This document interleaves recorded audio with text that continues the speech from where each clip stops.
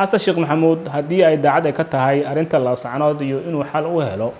waxaa la rabay in jawaabtiisa ku soo daro in maamulka Puntland uu yiraahdo waa in ay ciidankooda ay kala baxaan gobolka Sool iyo laascanood balse midaasi isaga uu iska dhaafay sida isagu uu rabay hadalkana u dhigayay haddana u raacna hadalkiisa markii laga yimaado Somaliland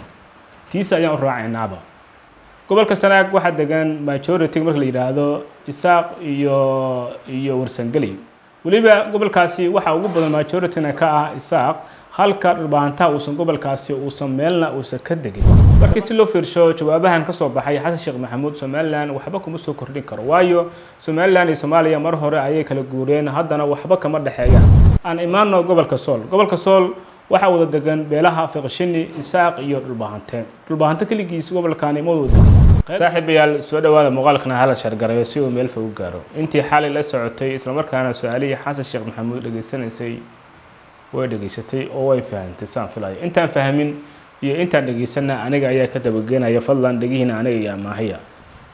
markii si guud loo fiirsho su'aal wadiintii xalay uu soo bandhigay xasan sheekh maxamuud waxay u muuqdeen muhiimadda uu kulankan u qabsaday inay ahayd ba xaaladda ka taagan laascanood markii loo fiirsho su'aalihii kale ee la weydiinayay bandhigan uu qabsaday waxa uu doonayay inuu ku soo bandhigo aragtida uu ka qabo xaaladda laascanood oo in badan uu kala kulmayo culays huwanta gaar ahaanna siciidaniga Puntland su'aashii xasan sheekh maxamuud la weydiiyay waxa ay ahayd ergeygii uu dhawaan u magacaabay Somaliland balse isaga jawaabtiisa wuxuu ku darsaday xaaladda hadda ka taagan iyo dagaalka hadda ka socda laascanood midaas oo muuqatay mid uu siyaasadeeyay tan iyo markuu bilaamay dagaalka laascanood xasan sheekh maxamuud waxa cadaadis fara badan ugu imaanaya beelaha daarad iyo maamulka Puntland kuwaasoo rabay in aragti ahaan iyo siyaasad ahaan uu ku garab istaago xaaladda laascanood nidaamka Somaliland oo ka hor yimaado markii ay midaasna ay ka waayeen waxay ku qaadeen dagaal siyaasadeedsan waxayna qalqal galiyeen dawladdiisa waxaana ugu dambeysay mooshinkii ay ka keeneen ra'iisul wasaaraha Soomaaliya Xamse Cabdi Barre waana mid hadda sababtay inuu ka hadlo xaaladda laascanood si uu u raali geliyo xulufada iyo huwanta ka dagaalameysa laascanood isagana uu dareemo nafis siyaasadeedsan su'aashan la weydiiyay iyo jawaabtu ka bixiyay maxay ku soo kordhin kartaa xaaladda laascanood iyo hadafka Somaliland ay ka qabto gobolka Sool markii si loo fiirsho jawaabahan ka soo baxay xasan sheekh maxamuud Somaliland waxba kuma soo kordhin karo waayo Somaliland iyo Soomaaliya mar hore ayay kala guureen haddana waxba kama dhaxeeyaan balse jawaabtani hadalkaani wuxuu quseeyaa nidaamka Puntland kuwaasoo marka hore isaga ka rabay inuu ku garab istaago xaaladda laascanood markaad eegto su'aashan la weydiinayo isla markaana quseysa arrimaha laascanood iyo ergeyga uu dhawaan u magacaabay arrimaha Somaliland ma ahayn su'aal madasha dadkii fadhiyay ay weydiiyeen balse waxay ahayd su'aal ka timid wariyaha barnaamijkan daadinaya waxna u muuqatay su'aal isaga marka hore uu soo diyaarsaday xasan sheekh maxamuud si uu halkaasi ugu soo bandhigo markuuna ka jawaabayay su'aasha la weydiiyay wuxuu sheegay in dagaalka uu ka socdo labada gobol Sool iyo Sanaag waxaan ognahay in Sanaag uusan wax dagaal ka socon xitaa gobolka Sool xitaa markii la yimaado dhammaan guud ahaan gobolka Sool dagaalkaasi ka socda laascanood kama wada socdo wuxuu ku ogyahay oo kaliya dagaalkaasi laascanood wuxuuna kaloo yiri xasan sheekh maxamuud waa in la joojiyo dagaalka ka socda laascanood si loo wada hadlo haddaba su'aasha isaga ku laabanaysa waxay tahay dagaalka ka socda laascanood yaa ka dagaalamaya dagaalkaasi yaa horanaya qof kastana way ogtahay dagaal ka socda laascanood in ay qayb ka yihiin isla markaana ay horanayaan maamulka Puntland iyo Majarteeniya balse xasan sheekh maxamuudna midaasi uu iska indhatiray waxa kaloo hadalkiisii jawaabtiisii uu ku soo qaatay labada gobol Sool iyo Sanaag isagoo markaasna yiri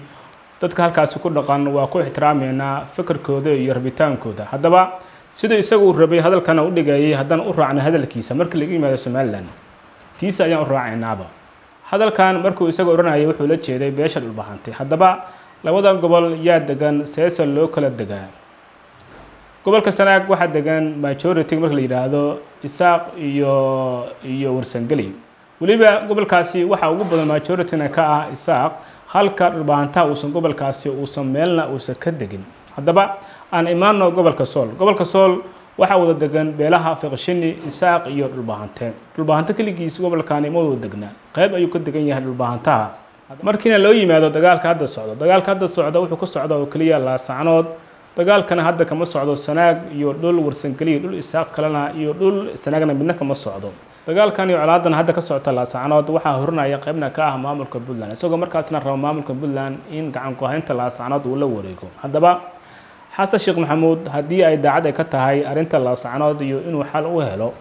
waxaa la rabay in jawaabtiisa ku soo daro in maamulka Puntland uu yiraahdo waa in ay ciidankooda ay kala baxaan gobolka Sool iyo laascanood balse midaasi isaga uu iska inatiray. Midaasna waxay ku tusinaysaa in arrinta laasacanood uu xasan sheekh maxamuud uu siyaasadeeyay si uu nafi siyaasadeed ay u dowladdiisa u hesho. hadalkan ka soo yeeray xasan sheekh maxamuud isla markaana ay ku wada socdaan maamulka Puntland iyo huwanta ka dagaalameyso laasacanood.